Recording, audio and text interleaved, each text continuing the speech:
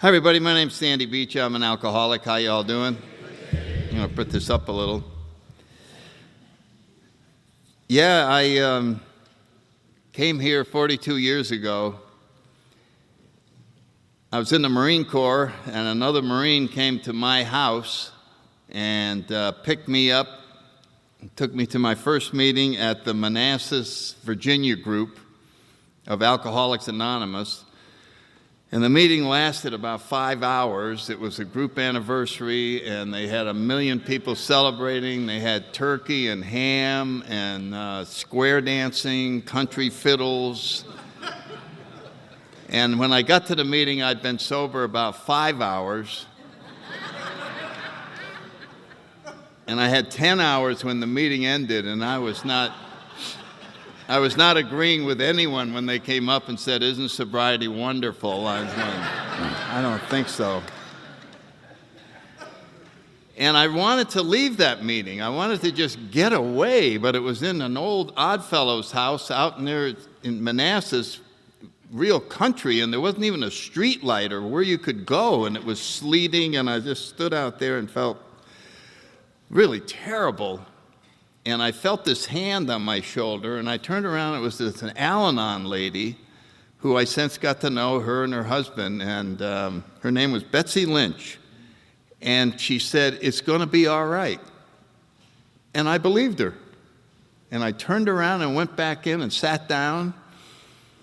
That was the end of my struggle. I just believed her. And about a month ago, the Manassas group of Virginia was celebrating its 55th year, and they asked me to come and talk at the group anniversary. And I went there, and like Bob, my sponsor was there. And he's got lung cancer and has been really struggling for the last year or so. And I didn't think he'd make it up from a little bit further south in Virginia, but his home group brought him up, had him in a wheelchair, and so there we were. You know, it was like the bookends of this wonderful period of time in the same group where he brought me. And so it was very moving, and I got a picture in my wallet of the two of us that night, and it was just remarkable. And about a week later, his home group members who I stay in touch with called me up and they said, "Well, it looks like it's getting real close. It's renal, kidney shutdown, failure. His family's assembling, and we're hoping that he lasts until his son gets back from Germany, where his son is in the German Symphony Orchestra playing French horn.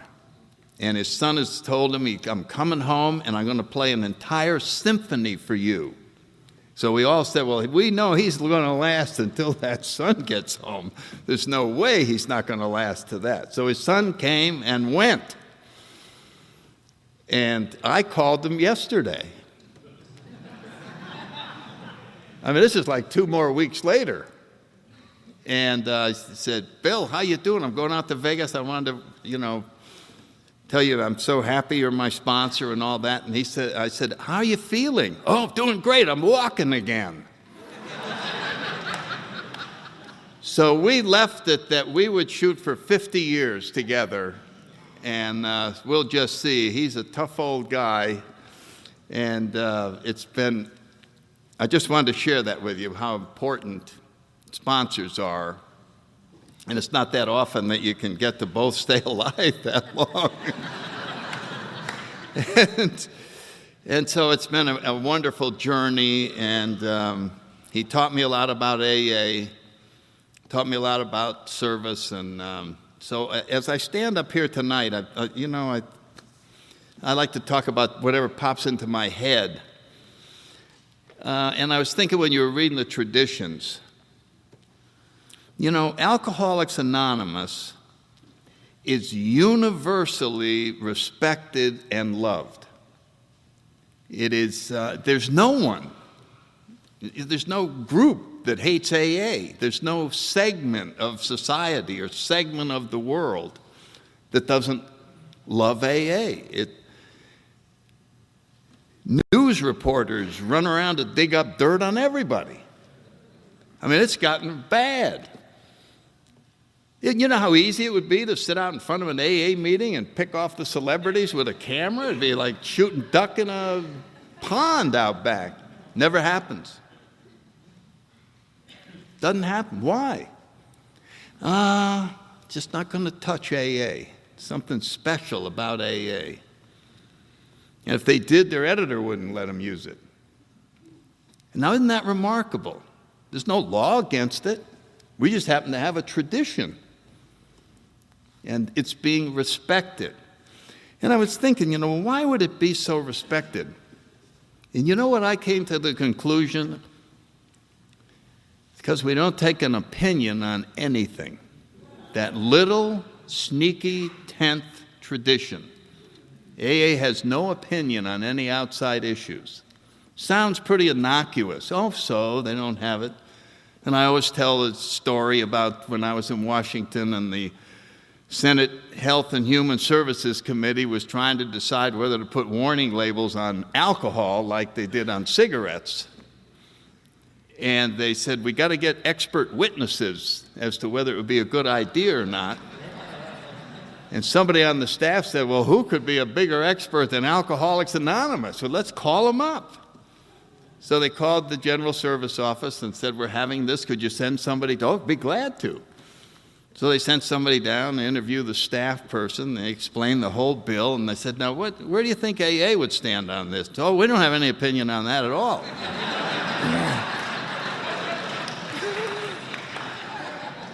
And the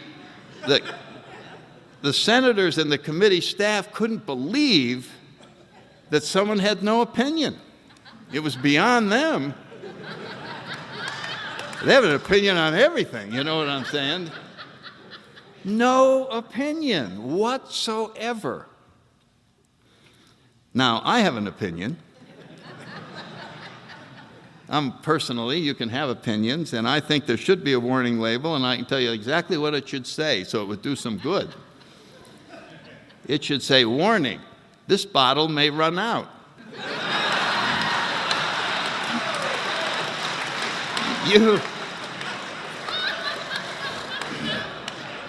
You should consider buying 2. And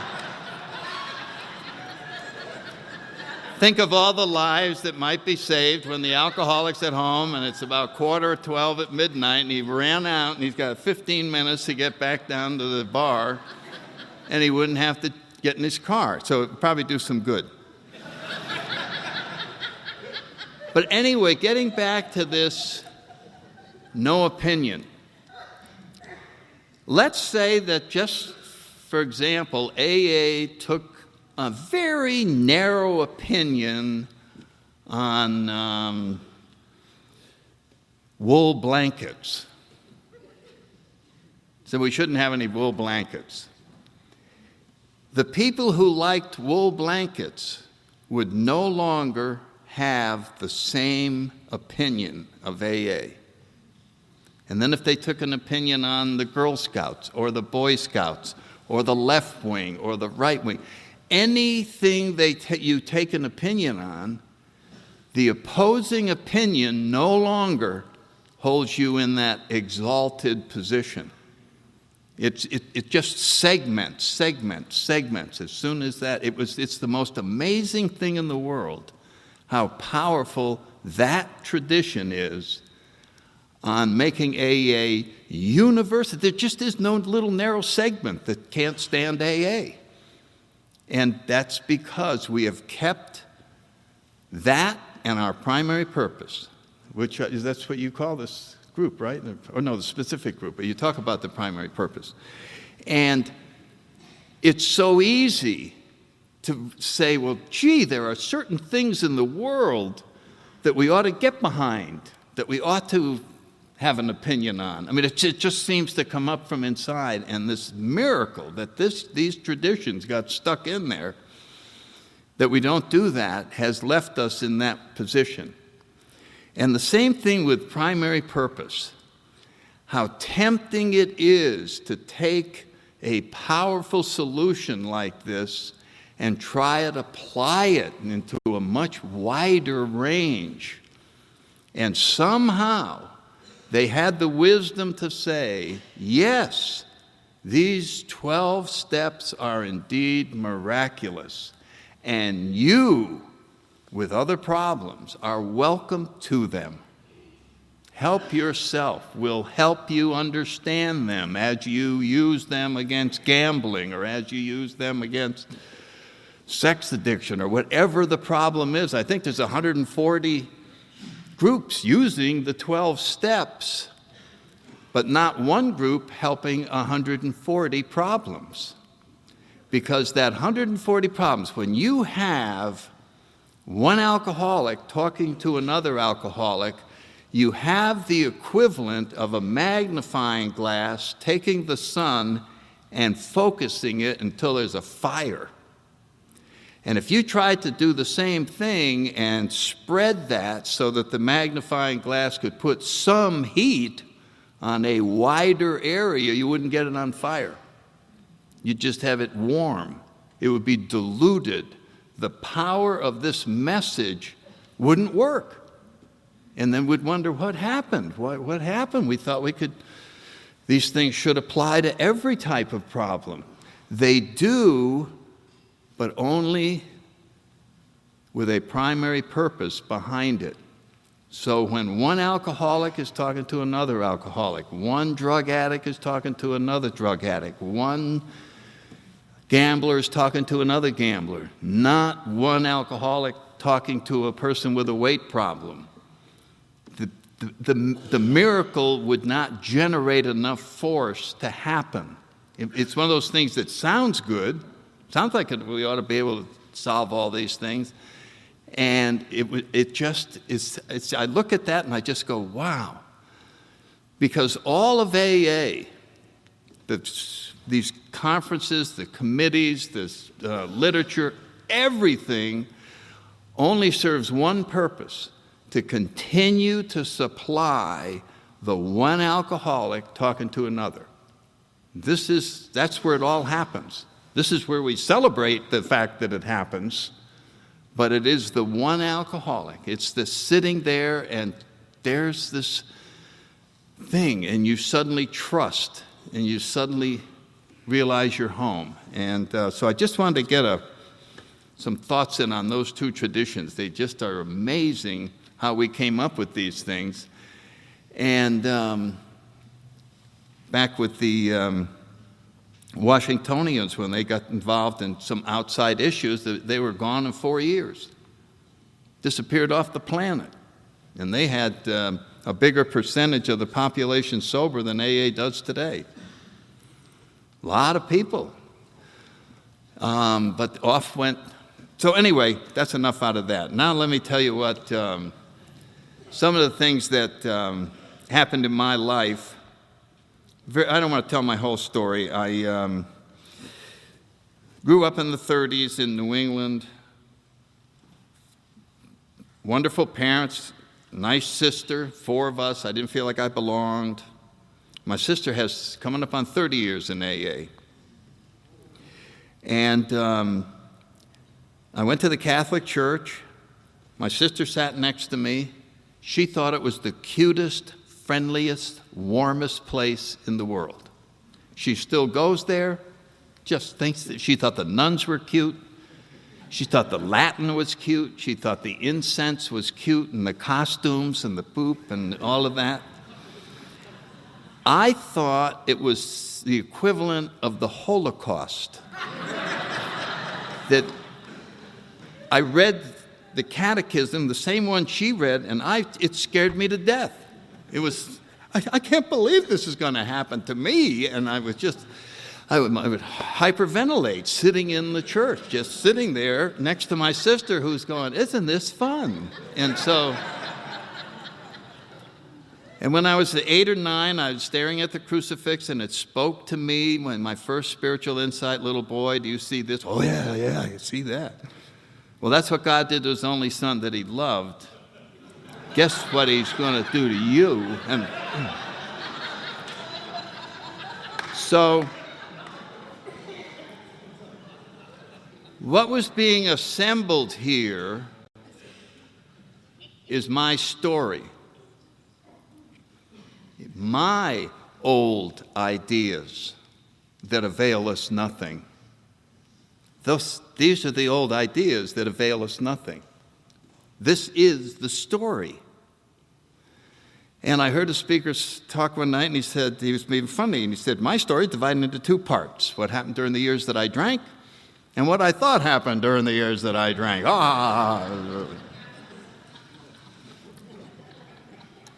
And as you think about it, I could make the same statement about your childhood. Your childhood's divided into two parts: what happened when you were a child and what you thought happened when you were a child. In other words, it's a story.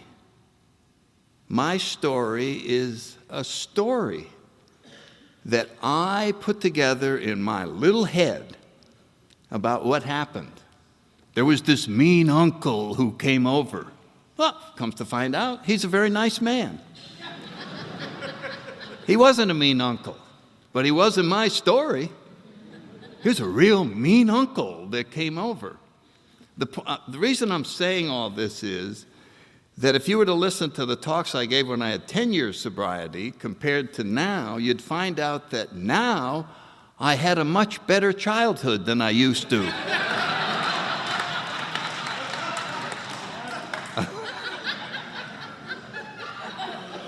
Well, how is that possible?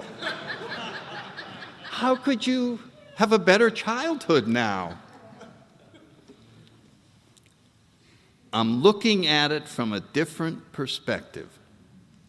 Bob was talking exactly about it. Our consciousness changes. And from that new perspective, we see parents that were trying as hard as they could. They had tons of problems, and we just didn't really see their side of anything. And so this is the freedom that is obtained in Alcoholics Anonymous, is freedom from those old ideas. The willingness to let go of things. I've been working 8 months on a men's retreat down in Tampa, and it's next weekend. And I've been doing a lot of thinking, preparing some lectures. And I've suddenly realized something that a lot of you may already know, but it just came to me in just like, boom, holy cow, I never thought of that. That the 12th step says, having had a spiritual awakening as the result of these steps. That means the entire point of Alcoholics Anonymous is to have a spiritual awakening. That's it. That's why you come here. That's what the steps are for, which is to change your consciousness. And we carry this message to other alcoholics. What's the message? How to have a spiritual awakening. That's the message. Well, boy, it's a program of action. What is the action? I'm going to tell you in 2 words what the entire action of the AA program is. Letting go. Every step that we take is designed to make us let go further. We admit we're powerless over alcohol, so we got to let go of that. Then we have to come to believe that something's going to take care of us, so I have to let go of me taking care of it. And then I'm going to start inventorying all the things I want to let go of. And then I'm going to share with my sponsor. This is all the stuff. These are all the defects and everything that I need to let go of. Good. Well, now we got it listed there. And then I'm going to go and I'm going to ask my higher power to ungrip my hand so that I can let go of these things. And then I'm going to let go of the past, and then I'm going to go through every day letting go of anything that disturbs me so that I can maintain this awakening with this higher power. So it's a strange situation when you come here and you think you need to learn and get knowledge and grow spiritually. Grow spiritually is to shrink. You follow what I'm saying? You become smaller. And as a matter of fact, you look at all the information you have and you go, whoops, wrong, gone. You don't learn anything, you unlearn. We had a guy, I remember when my first month, I didn't know what he was talking about. A little guy, he's a lawyer for the House of Representatives, Charlie Bruton from Alabama. He's been passed away a long time, but I hadn't thought about him in years. And he used to get up there and he'd say, well, you know, it isn't the things you don't know that get you in trouble. It's knowing things for sure that just ain't so.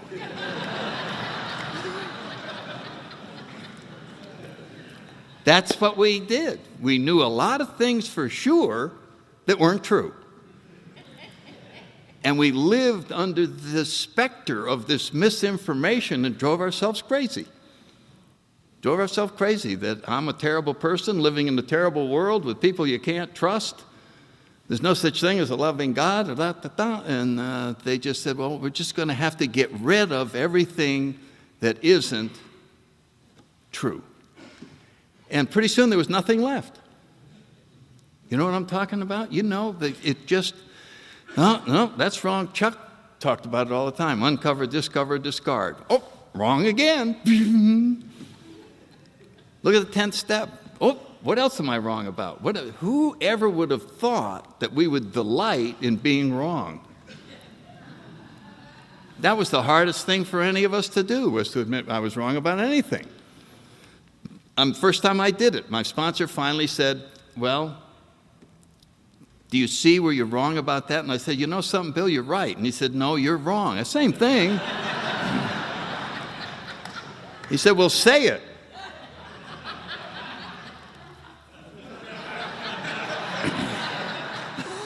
It didn't want to come out of my mouth. It did not want to come out of my mouth that I was wrong. I think, wrong. Like, that would be the end of the world.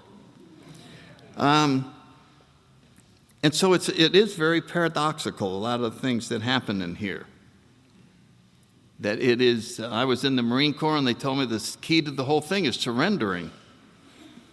Just put up a white flag, complete unconditional surrender. And it seemed like such a foreign thing for somebody to want to do to solve a problem, was to let go of it. And I was thinking, if my higher power came into my room and said, I'm here to help you, what's going on? And I would say, well, I'm really frightened about this situation here. He'd say, well, that's not yours. Give me that.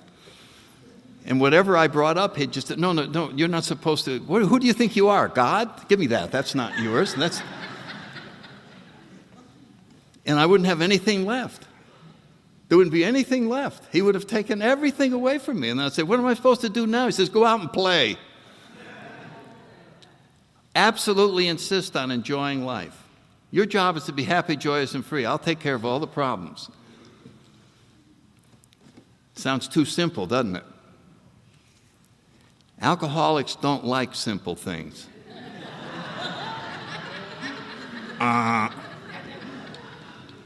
Remember what they said in the very beginning? Okay, just don't drink.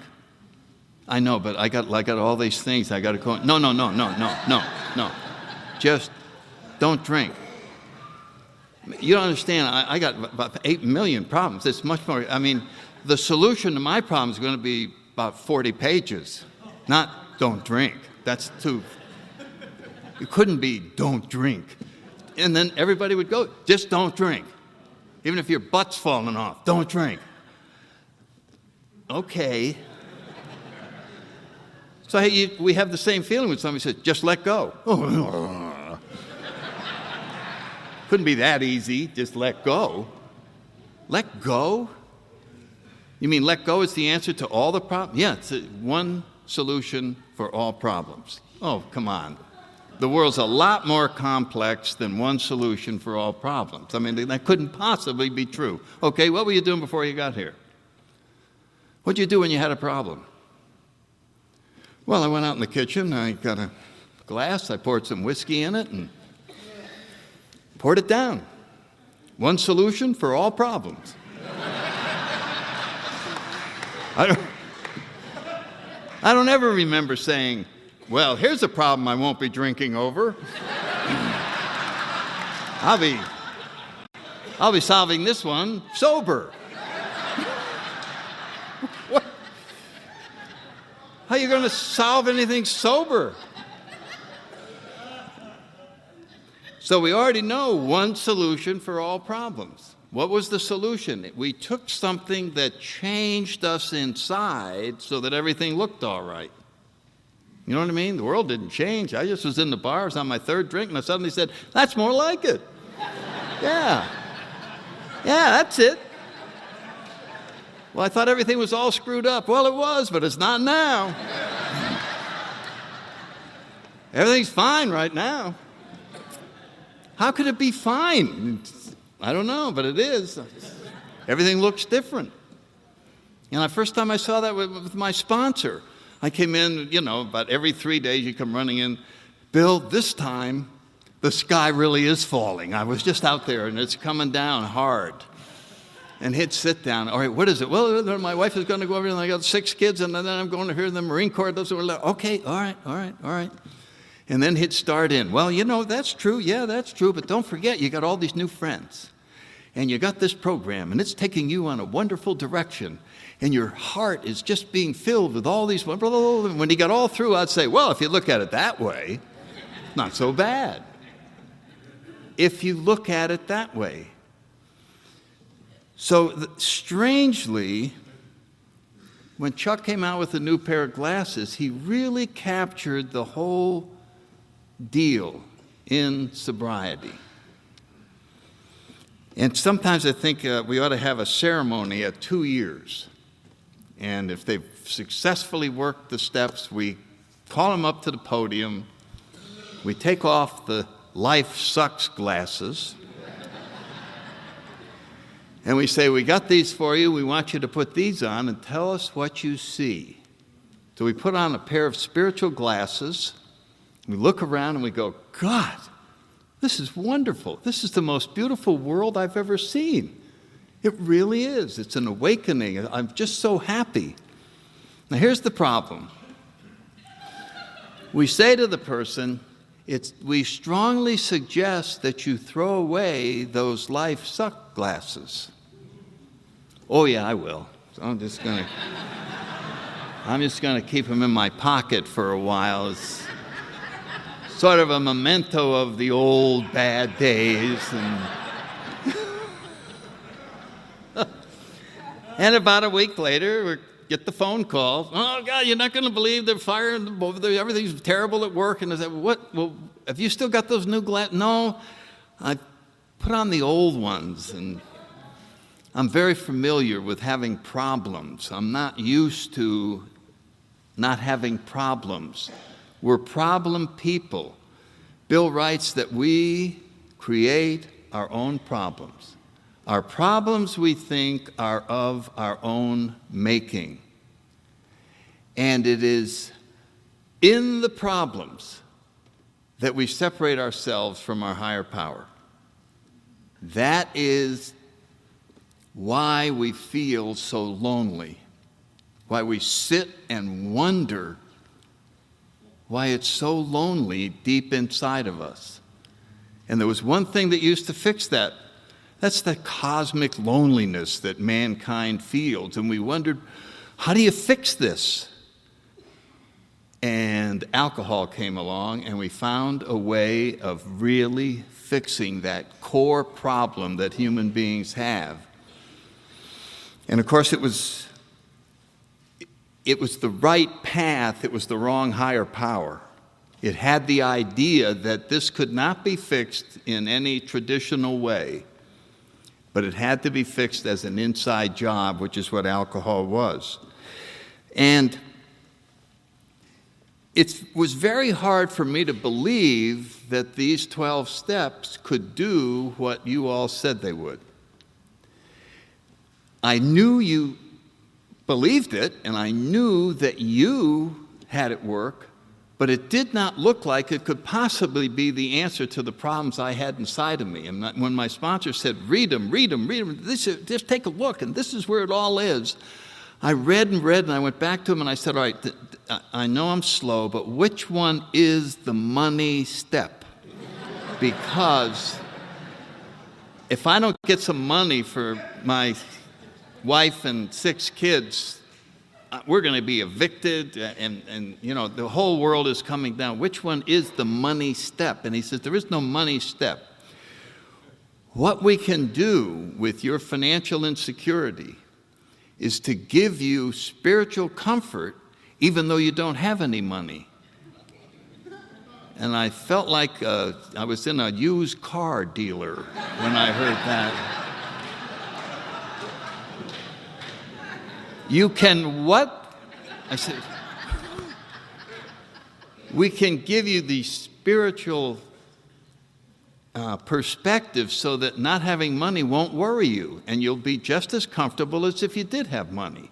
And I remember going, okay, technically I can see that, but could we stick to the where you actually get the money part of the solution, and we'll get to the God stuff later? And he said, no, this is all the God stuff.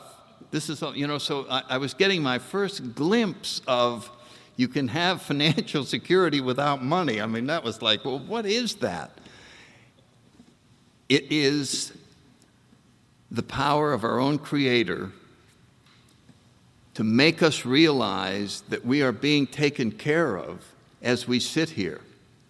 I love to tell new people in Tampa, now, I know you all have a lot of problems, but I will give you a written contract that all your problems are now being worked on. They're all being worked on, so go get some ice cream. Take a look at them tomorrow. See, they're going to be, the stuff's being worked out, isn't it? Yeah, you never saw it was going to work out that way, did you? They're all being worked on. So the last thing that we have to do is worry about them. The action that we take is to transform ourselves. My latest thing with people that I sponsor is they want to come over and talk about a problem, and I go, okay, come on over. And then my job is to show them that they really don't have a problem, that they are not seeing it correctly. You have a situation, but you don't have a problem. You have labeled it a problem.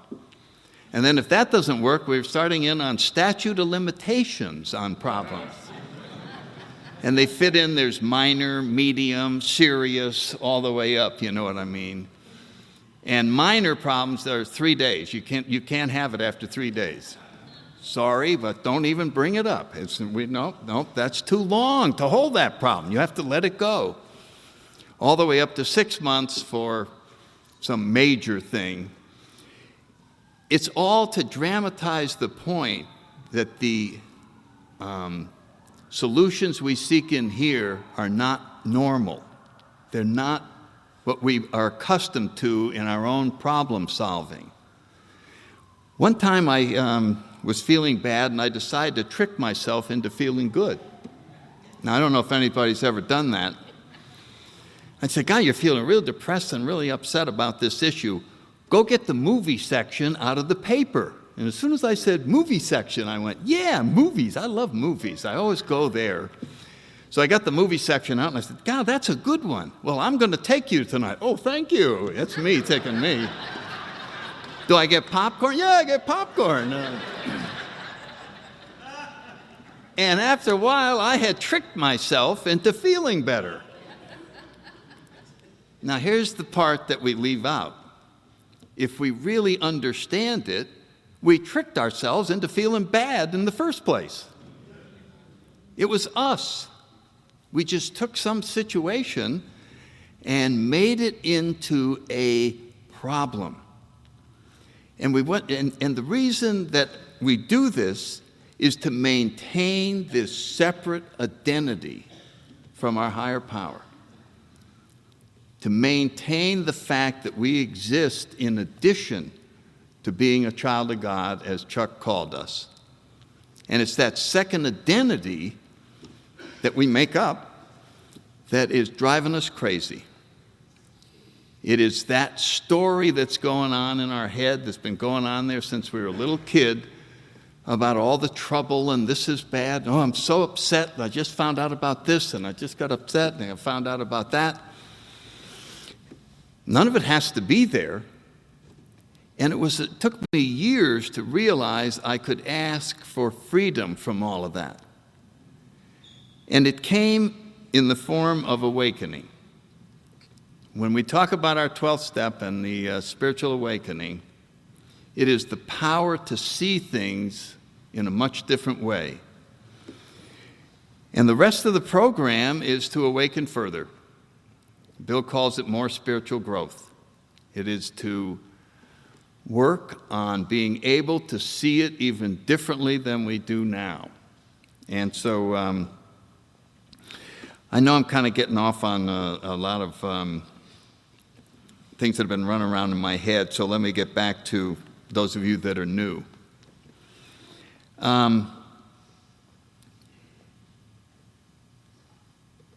Clancy calls the disease a disease of perception. And when we come in, what we see is a very troubling world.